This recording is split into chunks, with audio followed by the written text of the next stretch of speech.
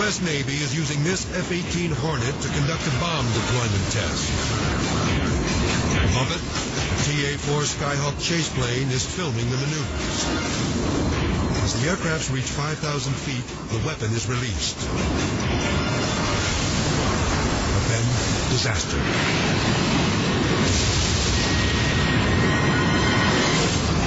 Take another look. The 250-pound bomb clips the right wing of the Skyhawk, causing the plane to spin out of control. Another angle reveals that the turbulence from the Hornet causes the projectile to fly directly into the path of the other plane.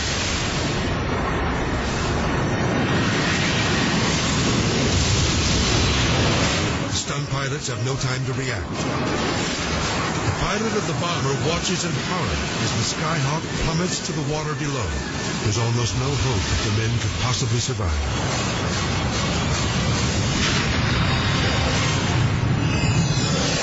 But watch again.